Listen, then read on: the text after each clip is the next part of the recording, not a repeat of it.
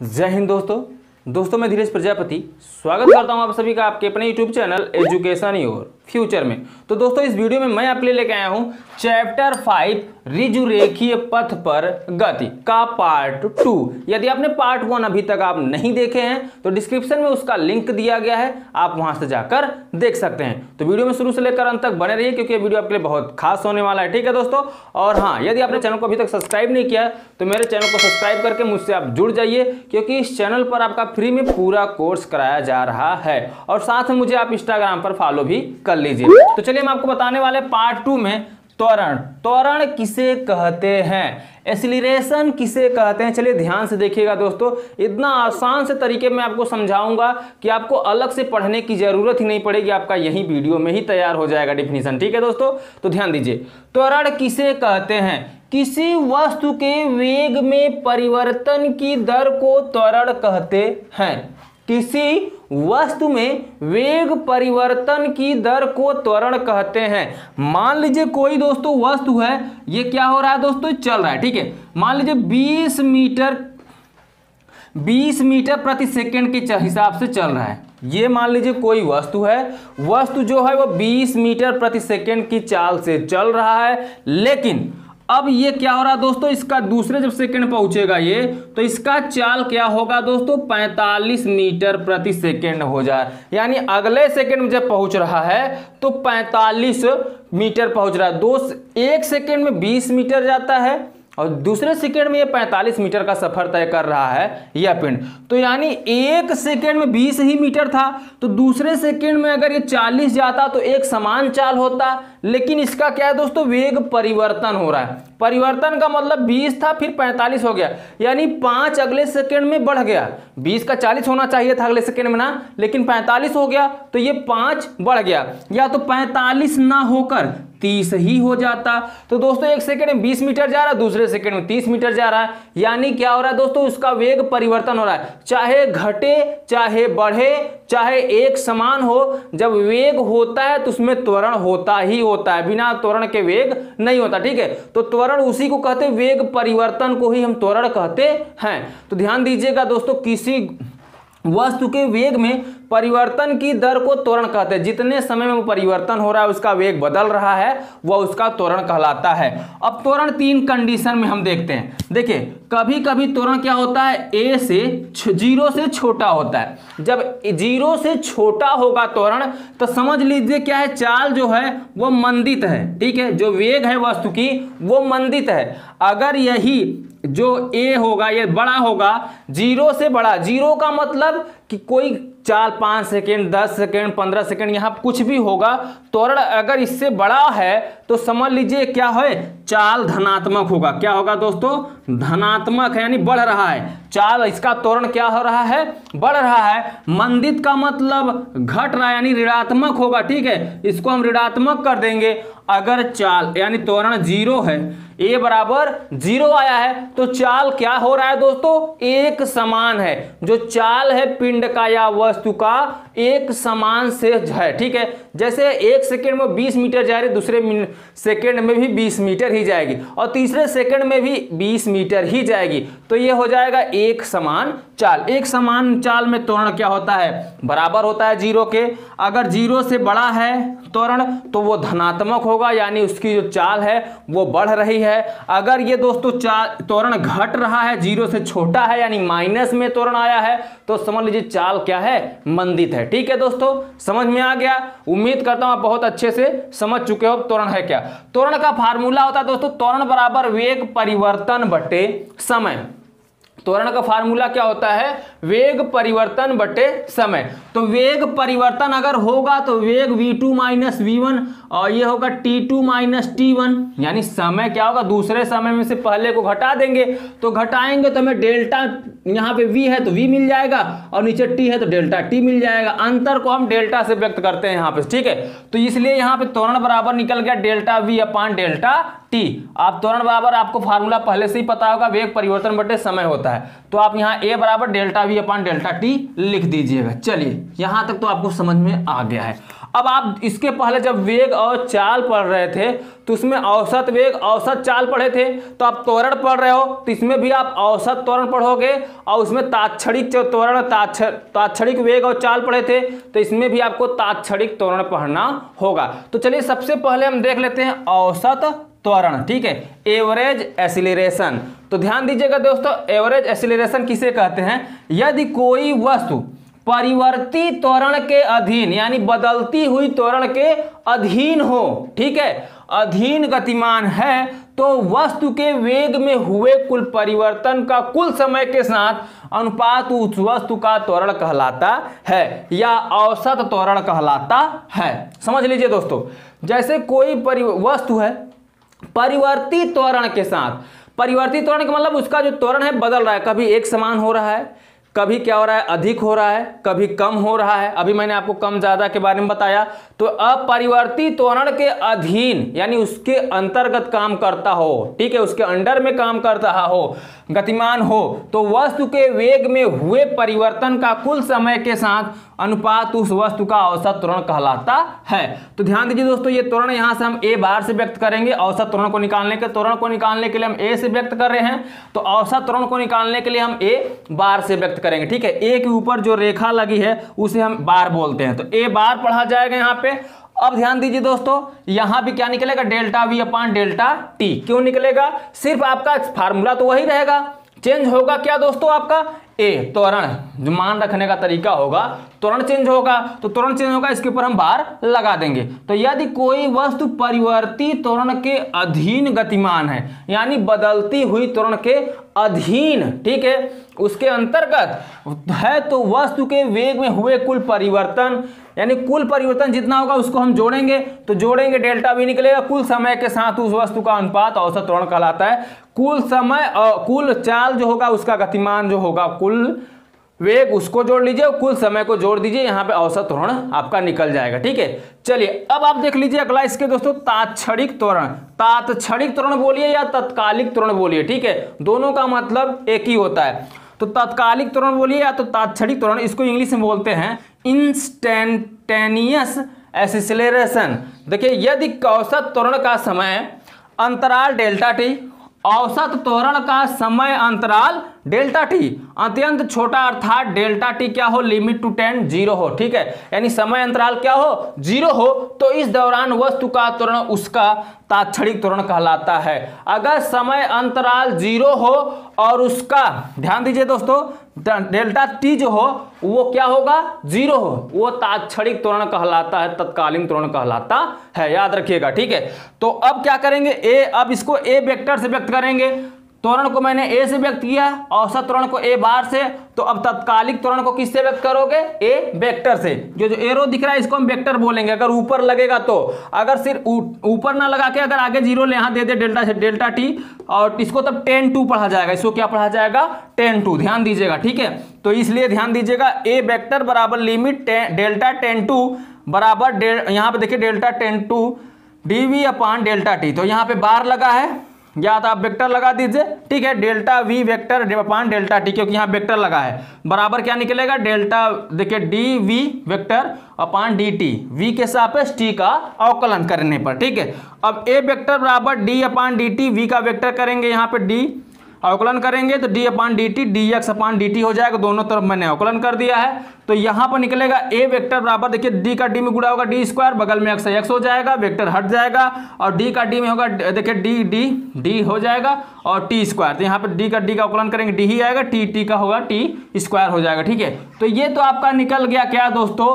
तात्क्षणिक त्वरण, ठीक है। उम्मीद करता हूं आपको बहुत अच्छे से त्वरण समझ में आ गया है। तो चलिए अब नेक्स्ट पॉइंट को हम यहां पर देख लेते हैं, यानी अगले स्केच को अब देख लेते हैं।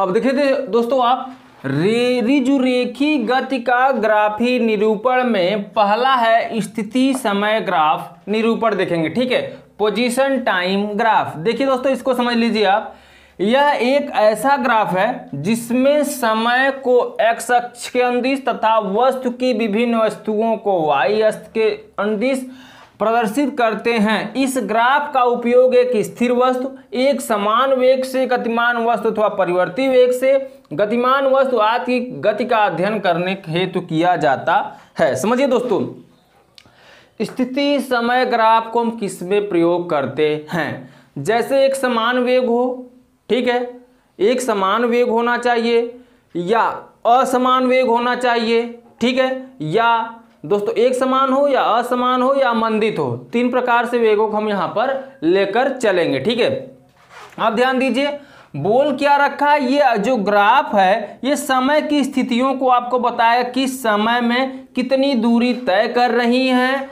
और समान चाल से हैं या असमान चाल से या मंदित हैं, ये आपको इससे कन्फर्म ग्राफ द्वारा आपको निरूपित करना है। ठीक है, तो ग्राफ पहला आपका है स्थिति समय ग्राफ। इसमें स्थिति बताएगी किस स्थिति में है और समय, तो समय को मैंने नीचे लिया सेकंड में, 1 2 3 4 5 ये सेकंड में है और विस्थापन जो है वो मीटर में है। ठीक है, 10 20 30 40 50 60 से 90 तक आपका क्या है दोस्तों, ये मीटर मैंने विस्थापन लिया है। अब जो बोला है उसी के अनुसार हम इसको दिखाते हैं आपको चित्र में। देखिए बोला एक ऐसा ग्राफ जिसमें समय को एक्स अक्ष, तो समय को क्या किया है एक्स अक्ष के अनुदिश तथा वस्तु की विभिन्न स्थितियों को वाई अक्ष के अनुदिश। तो जो विभिन्न स्थितियां हैं यानी विस्थापन जो होगी मीटर में उसको हम किसके अनुदिश मानेंगे, वाई अक्ष के अनुदिश। ठीक है, उसके बाद प्रदर्शित करते हैं इस ग्राफ का उपयोग एक स्थिर वस्तु यानी रुकी हुई वस्तु, पहला हो गया यानी मंदित हो गया, दूसरा एक समान वेग से जो एक समान चाल से चल रहा है उसके लिए, फिर गतिमान वस्तु अथवा तीसरा हो गया आपका परिवर्ती वस्तु, परिवर्ती में जिसका चाल क्या हो बदलता हो। ठीक है, एक बराबर एक समान चाल से ना हो, बदलती हुई असमान चाल असमान वेग वाले को। तो यहाँ पे मैंने देखिए एक स्थिर वस्तु लिया है, जैसे मैंने 3 कार ले लिया, कार 1 कार 2 कार 3, एक को स्थिर माना है, एक को एक समान गतिमान माना है और एक को परिवर्ती गतिमान माना है। परिवर्ती गतिमान का मतलब परिवर्ती वेग से चलने वाला जो होगा उसका जो दूरी होगा विस्थापन होगा वो प्रति सेकंड बदलता रहेगा। ठीक है, से गतिमान वस्तु आदि की गति का अध्ययन किया जाता है किसमें, स्थिति समय ग्राफ में। तो चलिए समझ लेते हैं। देखिए मान लीजिए कार 1 है, कार 1 को अगर हम देखें तो 1 सेकेंड में उसका विस्थापन 20 और 30 के बीच में यानी 25 मीटर है। फिर दूसरे सेकंड में देख रहे हैं 25 से कितना हो जा रहा है 45 हो जा रहा है, तीसरे में देख रहे हैं तो 60 हो जा रहा है। ये क्या है दोस्तों, अगर इसका विस्थापन देखें तो आगे चलकर इसका विस्थापन चेंज हो जा रहा है, बदल जा रहा है। जब बदल जा रहा है कार 1 का दोस्तों विस्थापन 1 सेकेंड प्रति सेकेंड में, तो हम कह सकते हैं कि जो ये पहला कार है दोस्तों वह परिवर्ती वेग से चल रहा है।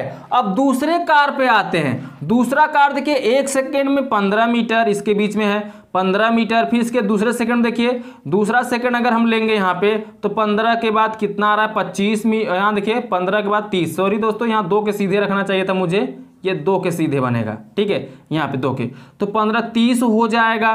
फिर यहाँ पे देखिए 45 हो जा रहा है, यानी जो इसका दोस्तों सेकंड है दूसरा कार है वह प्रति सेकंड 15 मीटर ही चल रहा है। पहले सेकंड में भी मैंने देखा 15 मीटर चला है, दूसरे सेकंड में भी मैंने देखा कि 15 मीटर चल रहा है और तीसरे सेकंड में भी मैंने देखा कि 15 सेकंड ही चल रहा है जो दूसरा कार है। तो यानी जो दूसरा कार है वह एक समान गति से चल रहा है। ठीक है, अब तीसरा कार जो है दोस्तों ये क्या है, स्थिर वस्तु है, इसका कोई चाल निश्चित नहीं होगा, इसमें कब उतार होगा कब चढ़ाव होगा कुछ कहा नहीं जा सकता। तो देखिए पहले सेकंड में 5 मीटर चलता है, दूसरे में 15 हो जा रहा है, तीसरे में 25 हो जा रहा है, चौथे में दोस्तों और अलग हो जा रहा है 40 हो जा रहा है, और पांचवें में देखिए कितना हो जा रहा है 60 हो जा रहा है। तो इसका ये दोस्तों स्थिर, इसका अस्थिर चाल है, मतलब इसमें कोई गति कंफर्म नहीं है कि कब घटेगा कब बढ़ेगा, कब कम हो जा रहा है कब ज्यादा हो जा रहा है, ये क्या है अस्थिर चाल से तीसरी कार चल रही है। ठीक है दोस्तों, तो क्लियर हो गया, उम्मीद करता हूं बहुत अच्छे से आपको यह ग्राफ समझ में आ गया है। ठीक है, आप इस ग्राफ को या लिख लीजिएगा, इतना लिखने के बाद आपको इस ग्राफ को बना लेना होगा। ठीक है, तो चलिए हम दूसरा देख लेते हैं दोस्तों, रिज रेखी गति का ग्राफी निरूपण में पहला आपने पढ़ा स्थिति समय ग्राफ। अब चलिए हम दूसरे ग्राफ को भी यहां पर देख लेते हैं।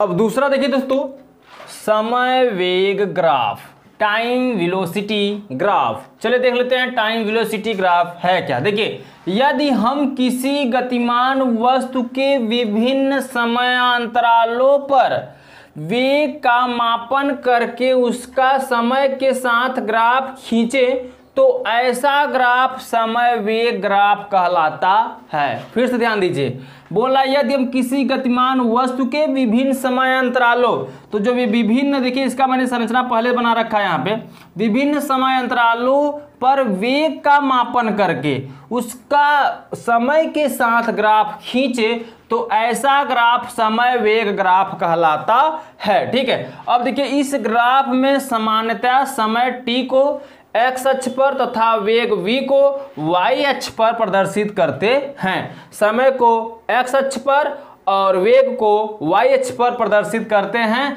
तब आपको ये चित्र बना लेना है। इतना लिखने के बाद आपको ये चित्र क्या करना है, बना लेना है। ठीक है, और नहीं बनाना है तो इसके साथ बना लीजिएगा पहले पॉइंट साथ। देखिए पहला पॉइंट है क्या, यदि वस्तु एक समान वेग से गतिमान हो तो समय वेग ग्राफ समय अक्ष के समांतर एक सरल रेखा होगी। तो ये देखिए दोस्तों, मैंने इसको बताया किसके साथ चित्र आप बना लीजिएगा, डिफिनीशन के साथ।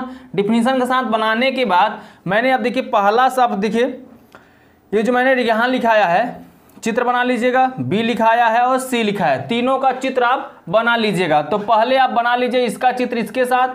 ठीक है, दूसरा बनाइए। देखिए दूसरा में बोला यदि वस्तु का वेग एक समान दर से बढ़े, एक समान दर से बढ़ रहा है तो उसका ग्राफ ये बना लीजिएगा, और यदि वेग परिवर्ती हो रहा है, बदल रहा है वेग, तो इसको आप बना लीजिएगा। ठीक है, और आपको पहला बताया इसके साथ आप बना लीजिए, और ये चित्र इसके साथ आप बना लीजिए। ठीक है, ज़्यादा कुछ इसमें समझाना नहीं था, इसलिए मैं ज़्यादा इसमें कुछ समझा नहीं रहा हूँ। इसको आप लिख लीजिए, और आप नहीं तो आप स्क्रीनशॉट लेना चाहते तो आप स्क्रीनशॉट भी ले सकते हैं। ठीक है, ले लीजिए स्क्रीनशॉट।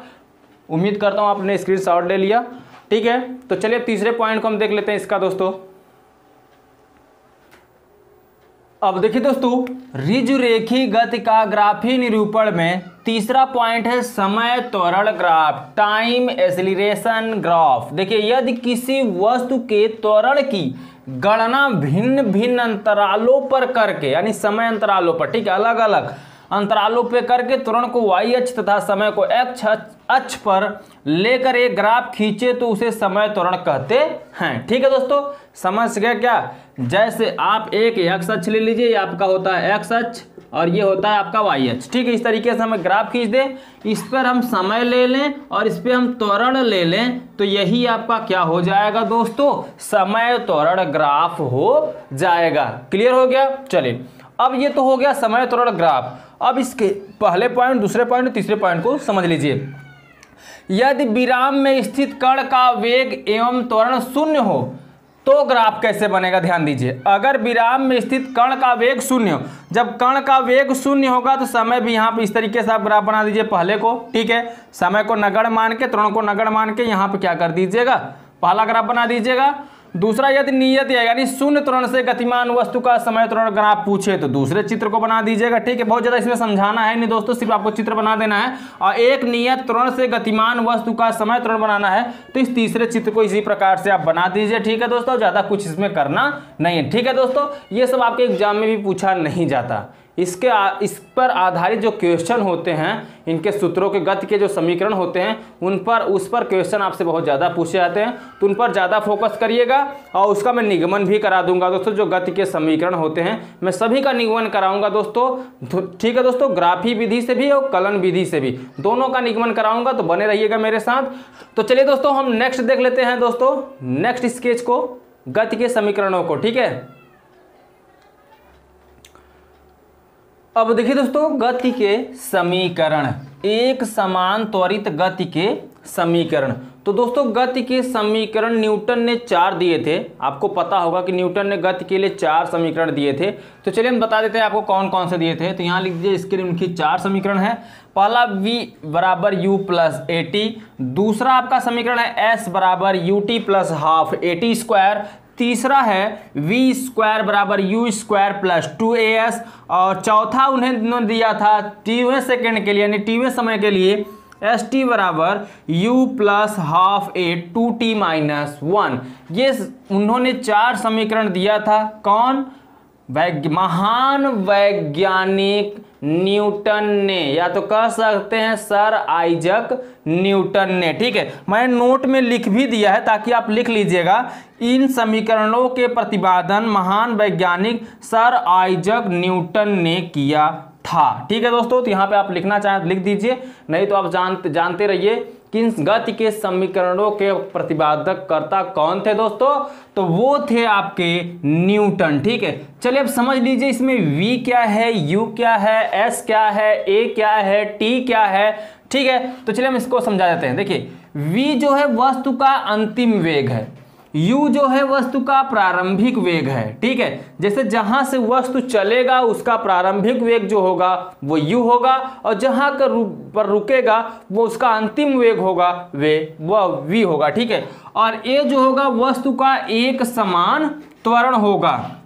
ठीक है, उसके बाद जब एक समान त्वरण के लिए यहाँ a फॉलो करेगा, ध्यान दीजिए, और s जो होगा वस्तु द्वारा चली गई दूरी होगी। ठीक है, और st है यानी वस्तु का tवें सेकेंड में चला गया दूरी या विस्थापन कहा जाएगा। ठीक है, तो ये दोस्तों आपके हो गए फार्मूले, इसको लिख लीजिए।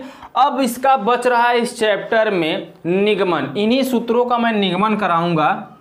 निगमन किस तरीके से कराया जाएगा दोस्तों मैं आपको अगले वीडियो में बताऊंगा, क्योंकि कलन विधि है और दोस्तों ग्राफी विधि, दोनों विधियों से इसका निगमन मैं आपको अगले वीडियो में कराने वाला हूं। तो दोस्तों इस वीडियो में बस इतना ही। कैसा लगा वीडियो आपको पसंद आया तो वीडियो को लाइक कर दीजिए, चैनल पर आप नए हो तो चैनल को सब्सक्राइब कर दीजिए, और साथ में बेल आइकन को भी प्रेस कर दीजिएगा। बेल आइकन को प्रेस करने से आपको ये फायदा होगा कि इस चैनल पर आपका फ्री में पूरा कोर्स कराया जा रहा है। यदि आप इसका लाभ उठाना चाहते हैं तो चैनल को सब्सक्राइब कर लीजिए, बेल आइकन को प्रेस कर दीजिए। अगर मैं आपका कुछ भला कर रहा हूं तो आप मुझे कुछ ना कुछ तो गुरु दक्षिणा तो देंगे ही। अब गुरु दक्षिणा मैं आपसे कुछ नहीं मांगता हूं सिर्फ आपसे एक चीज कि आप चैनल को सब्सक्राइब कर दें और वीडियो को लाइक कर दें, और मुझे कुछ नहीं चाहिए आपसे। ठीक है, अगर आप अपने खुशी से देना चाहते हैं तो आप चैनल को सब्सक्राइब और वीडियो को लाइक कर दिया करें बस, और मुझे आपसे कुछ चाहिए ही नहीं। तो चलिए दोस्तों हम आपसे मिलते हैं अगले वीडियो में, तब तक के लिए बाय बाय, जय हिंद, जय भारत।